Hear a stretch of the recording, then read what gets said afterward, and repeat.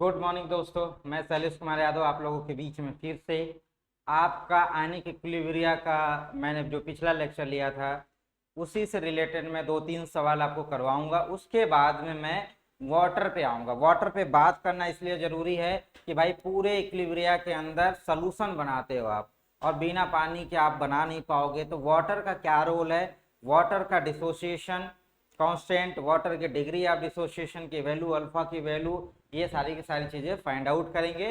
फिर उसके बाद में हम आगे बढ़ेंगे। तो कॉमन एंड इफेक्ट से रिलेटेड जो 2-3 सवाल हैं उसको कर लेते हैं। अगर आप लोग इस सवाल को कर लिए तो आपका कॉन्सेप्ट क्लियर है। फिर उसके बाद में हम dissociation of water, degree of dissociation of water, water की बात करेंगे। फिर वही वाटर क्या करेगा, किसी न किसी पे कॉमन आयन लगाएगा, तो उसको कैसे हैंडल करते हैं वो भी समझेंगे।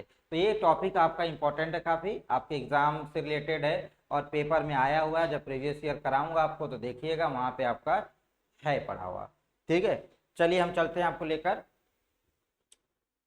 सवाल की तरफ। पहला सवाल है आपका, स्क्रीन पे देखिए। पहला सवाल है, calculate alpha and pH of the solution as well as concentration of each ion of the solution of 0 point क्या है ये, क्या है 0.1 molar aqueous solution of ammonia. क्या है, aqueous solution of ammonia. It means कि आपने ये समझ लिया कि 0.1 मोलर का क्या है यहाँ पे सॉल्यूशन में अमोनियम हाइड्रोक्साइड है। क्या है भाई, 0.1 मोलर का NH4OH है, NH4OH। ये बात समझ में आ गई। And presence of 0.05 molar of calcium hydroxide, एक स्ट्रॉन्ग बेस मिलाया गया। मैंने कल यही बताया था ना कि एक आपका नॉर्मल प्योर वीक एसिड या वीक बेस का डिसोसिएशन, फिर उसके बाद में आप उसमें एसिड या बेस मिला, फिर उसके बाद में आपने सल्ट मिलाया था। 3 तरीके का आपने चार्ट बनाया था। तो इसमें क्या है, आपका बेस मिलाया गया। तो फॉर्मूला आपको तो दिमाग में क्लिक कर रहा है ना। तो अब देखिए यहाँ पे कितना है आपका, ये मान लीजिए C1 की वैल्यू है आपके सामने, ये 0.1 मोलर का C1 की वैल्यू है। अब C2 क्या हो जाएगा भाई, C2 क्या हो जाएगा आपका, C2 क्या हो जाएगा 2 इंटू 0.05। अगर कोई पूछेगा कि 2 कहाँ से आ गया तो तुरंत आपका जवाब क्या है, यहाँ पे क्या है, कैल्शियम पे ये क्या है 2 OH माइनस है ना। तो 2 गुणे 0.05 करोगे भाई ना, क्या आ जाएगा 0.1 आएगा कि नहीं आएगा, 0.1 है भाई। तो ये हमारी C2 की वैल्यू क्या है यहाँ पे 0.1। ठीक, आप लोगों को अल्फा की वैल्यू जब आपने निकाला था तो क्या निकाला था, जो अल्फा डैश थी आपकी फॉर्मूले में, दिमाग लगाइए आप, अल्फा डैश इक्वल टू आप क्या निकाल रहे थे, KA/C2। क्या लिख रहे थे, KA/C2। और K की वैल्यू 10 पे -5, सॉरी K नहीं है यहाँ पे, बेस है ना, यहाँ पे बेस है तो KB की वैल्यू गिवन है। यहाँ पे देखिए KB गिवन है, तो यहाँ पे क्या करिए आप KB/C2, और ये क्या हो जाएगा आपका C2 10⁻⁻1। इट मीन्स कि जो अल्फा डैश आपकी आ गई भाई, अल्फा डैश 10 पे -4। और पीएच के लिए आप, पीएच के लिए क्या फॉर्मूला था आपका, पीएच के लिए ध्यान आ रहा है आपको, -log C2, -log C2 ध्यान है।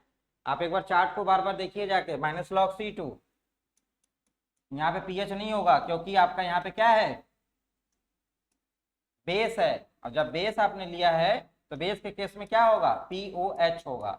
देख लीजिए चार्ट के अंदर, तो PH -log C2, और log C2 की वैल्यू क्या है 10⁻⁻1, क्या आ जाएगा भाई +1, क्या आ गया POH। तो PH हमारी क्या आ जाएगी 14 - 1, तो क्या आ गई यहाँ पे 13। अल्फा और पीएच बहुत आसानी से आपने ये निकाल लिया। किसी को कोई दिक्कत है भाई, एक बार सवाल को फिर से पढ़ लो, एक बार सवाल को फिर से पढ़ लो। Calculate alpha and pH of the solution, किसका सॉल्यूशन है आपका 0.1 molar aqueous solution of ammonia in the presence of 0.05 molar of calcium hydroxide. तो आपने C1 की वैल्यू देखा यहाँ पे 0.1 है, और C2 की वैल्यू आपकी क्या है यहाँ पे 0.05 है, जिसको आपने 2 का मल्टीप्लाई किया तो क्या आ गया 0.1 आ गया। फिर अल्फा की वैल्यू KB/C2 आपने कल के चार्ट में देखा था, ये आपने यहाँ पे पुट किया तो यहाँ पे आपकी अल्फा डैश आ गई। अब यहाँ पे POH equal to minus log C2, तो इस हिसाब से आपने pH फाइंड आउट कर लिया। कह रहा है कि ईच आयन की कॉन्सेंट्रेशन भी बता दीजिए। क्या कह रहा है? ईच आयन की कॉन्सेंट्रेशन। तो एक्वस सोल्यूशन ऑफ अमोनिया को जब आप तोड़े थे, अमोनिया को तोड़े थे तो किस में टूट के गया था भाई? NH4 plus plus OH minus. तो इनिशियल आपका क्या था? ये इनिशियल क्या था? ये C1, ये कुछ नहीं था, कुछ नहीं, C1 minus C1 alpha, C1 alpha और ये C1 अल्फा। अब आपने इसमें C2 मिलाया है। क्या मिलाया है? C2 कैल्शियम हाइड्रोक्साइड मिला दिया। क्या मिला दिया? कैल्शियम हाइड्रोक्साइड मिला दिया C2। तो यहाँ पे आपने क्या लिखा था? C1 minus C1 alpha dash और C1 अल्फा डैश, और यहाँ पे क्या हो जाएगा? C1 alpha dash plus C2। तो अब ये वाली चीज क्या थी? नेग्लेक्ट थी। तो यहाँ पे क्या हो गया आपका? जो कॉन्सेंट्रेशन ऑफ NH4OH है वो क्या है? उसकी वैल्यू क्या है? C1 1 minus alpha dash. और कॉन्सेंट्रेशन ऑफ अमोनियम एनायन का जो है ये क्या है? क्या है भाई? C1 alpha dash, C1 alpha dash. और आपका OH माइनस क्या है? C2 है। OH माइनस क्या है आपका? C2 है। तो यही आपकी कॉन्सेंट्रेशन है ना, इच आयन की कॉन्सेंट्रेशन।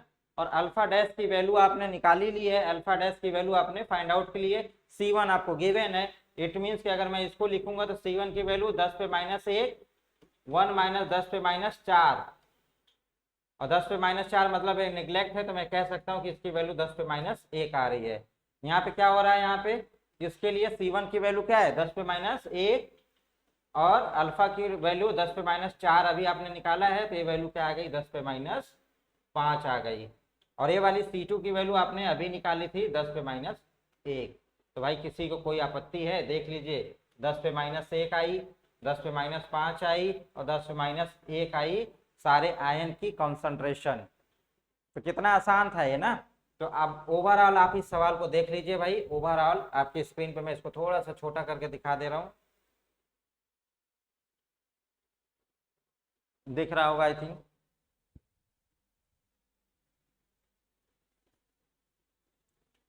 कैलकुलेट करने को अल्फा और पीएच दिया था आपके पास में। सोल्यूशन में क्या पड़ा था? यहाँ पे एक्वस सोल्यूशन ऑफ अमोनिया पड़ी थी यहाँ पे।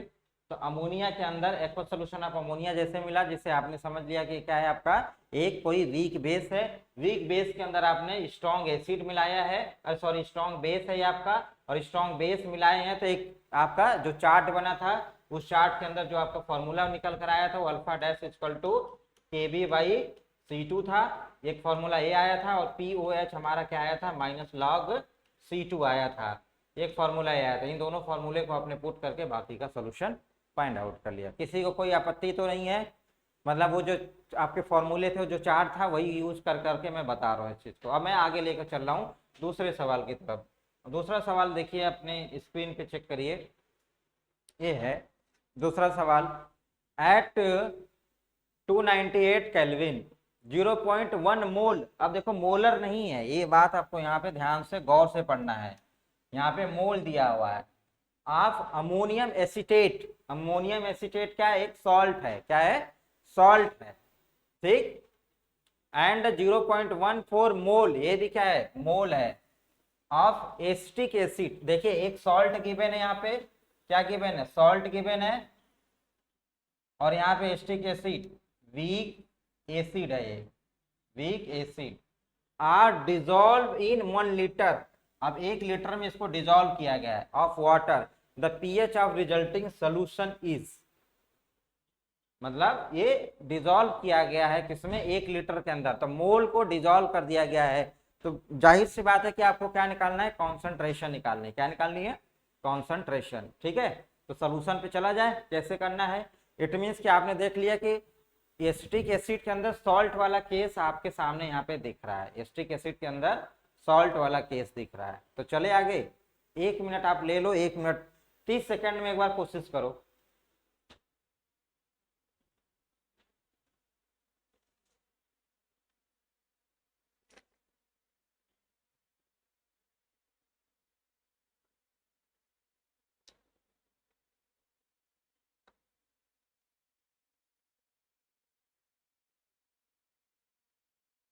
ऑप्शन भी दे देता हूँ मैं, एक ऑप्शन भी दे दूं आपके सामने।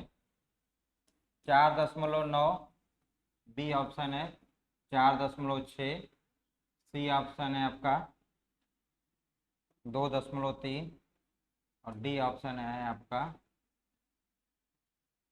8.6।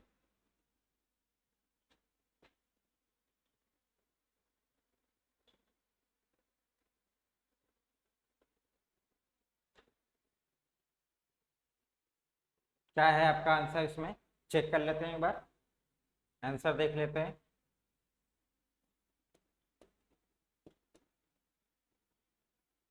पहली बात यह है कि अमोनियम एसीटेट और एस्टिक एसिड मतलब वीक एसिड के अंदर सॉल्ट मिलाया गया है, तो पीएच का फॉर्मूला दिमाग में क्लिक किया। पीएच का फॉर्मूला क्या क्लिक किया, पीएच इक्वल टू आपका क्या है, पीएच इक्वल टू कल याद आ रहा है आपका P K a plus log C2 by C1, ध्यान आ रहा है कि नहीं आ रहा है भाई। PH equal to p K a plus log C2 by C1 salt के केस में, क्लियर है।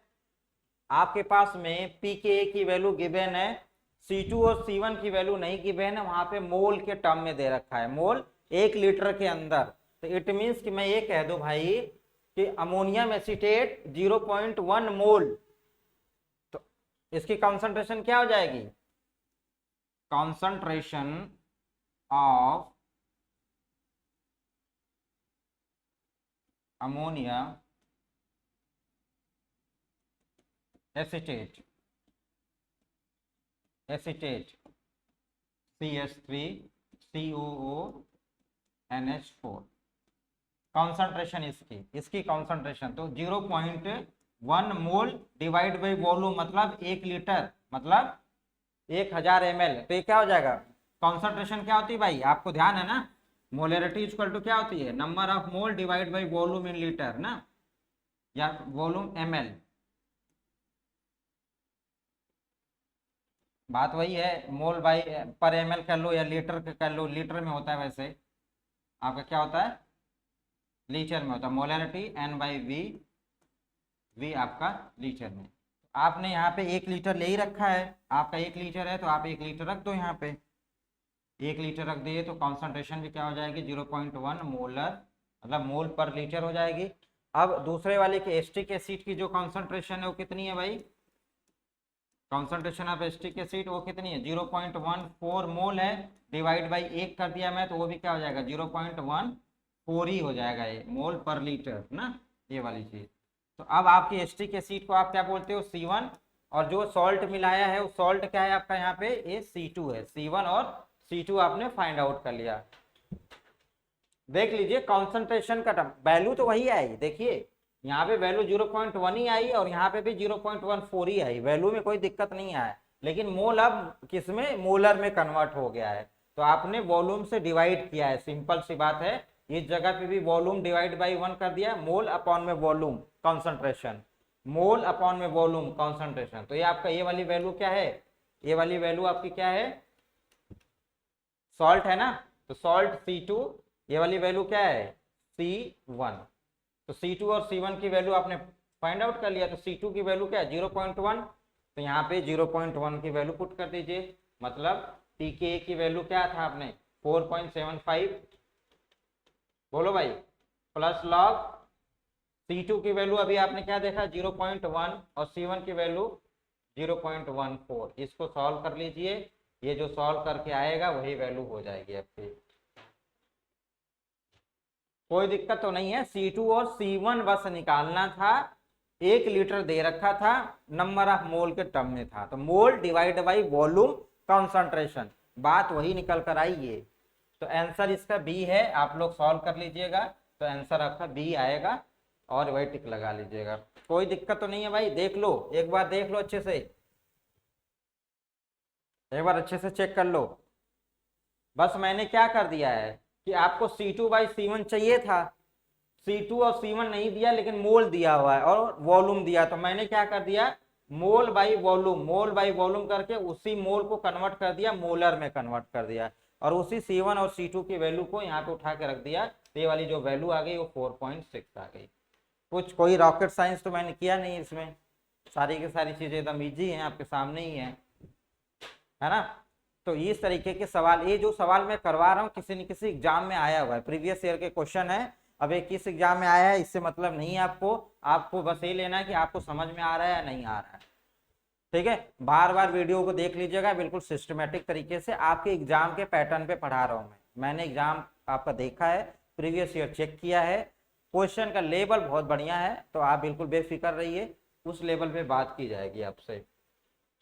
अगला सवाल है आपके सामने, what will be hydrogen ion concentration, मतलब H+ की कॉन्सेंट्रेशन पूछा हुआ है, ऑब्टेन बाय मिक्सिंग। देख लो मिक्स किया है 500 ml 0.2 मोलर का आपका एसिटिक एसिड है, उसमें 500 ml का 0.3 मोलर का सोडियम एसीटेट मिक्स कर दिया गया है। इट मीन्स कि कल मैं आपको यही बात बोला था पिछले लेक्चर में कि जब भी कितने भी वॉल्यूम का मिक्स होगा तो आपको कॉन्सेंट्रेशन क्या निकालनी पड़ेगी, फाइनल निकालनी पड़ेगी। याद आ रही मेरी बात? चल ले निकाल ले एक बार। चलो इसका सोल्यूशन देख लो, इसका सोल्यूशन देख लो।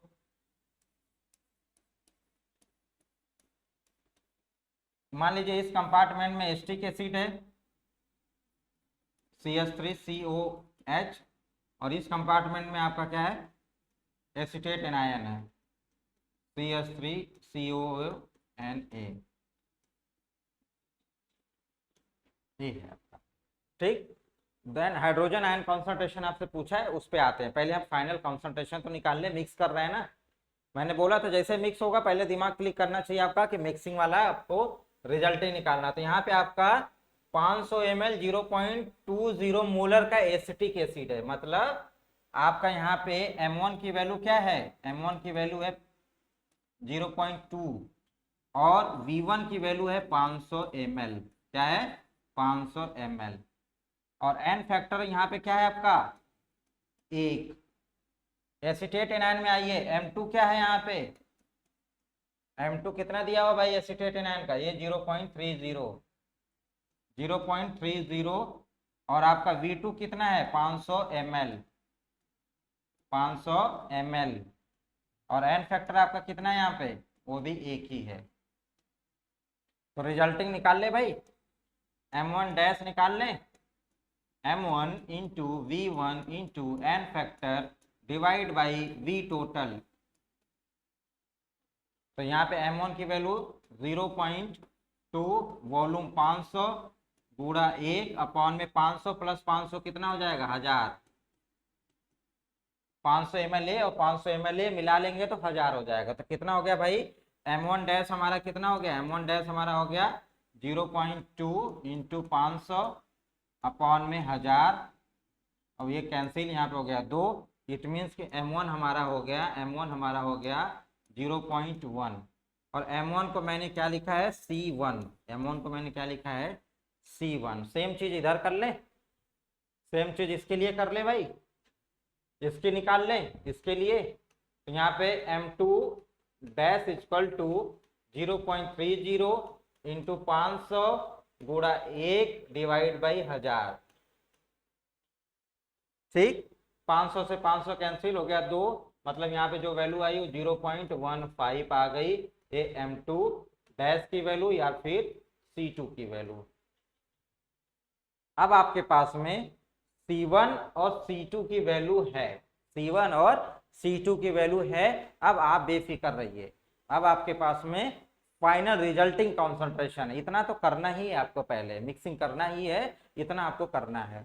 ठीक, अब देख लीजिए अब क्या कह रहा है, what will be the hydrogen ion concentration of solution obtain by mixing इतना ऑफ एसिटिक एसिड है, के की वैल्यू गिवन है। तो भाई हाइड्रोजन आयन की कॉन्सेंट्रेशन क्या होगी, बोलिए, एसिटिक एसिड है ना,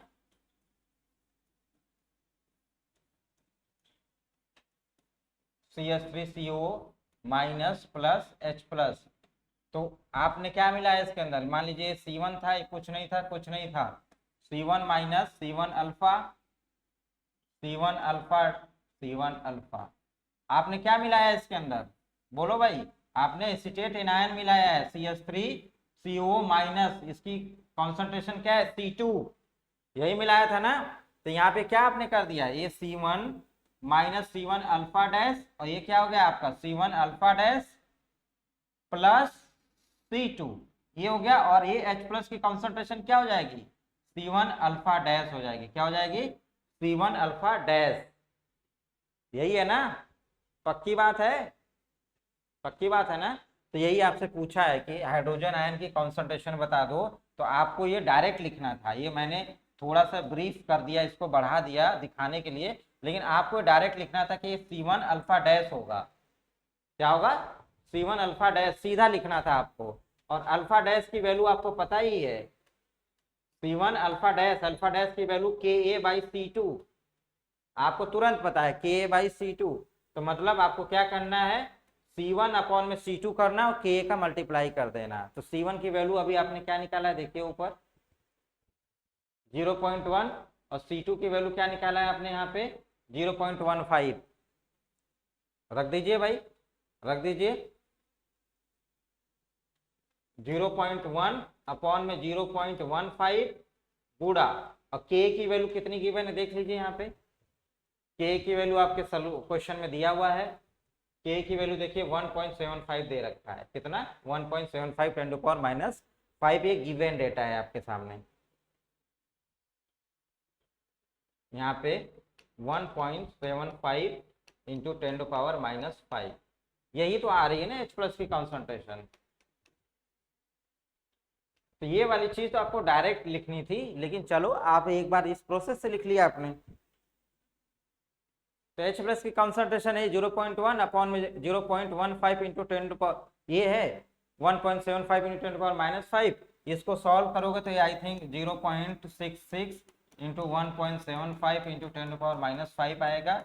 और इसको जब सॉल्व कर दोगे तो कुछ 1.17 समथिंग आएगा 10⁻⁵, ऐसे।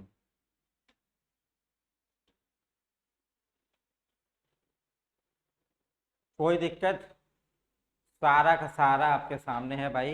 फिर से मैं सारी की सारी चीज़ों को बता दे रहा हूँ। एक वाले जो ग्राफ था, जो आपका चार्ट बना है, उसी चार्ट से रिलेटेड हुआ है।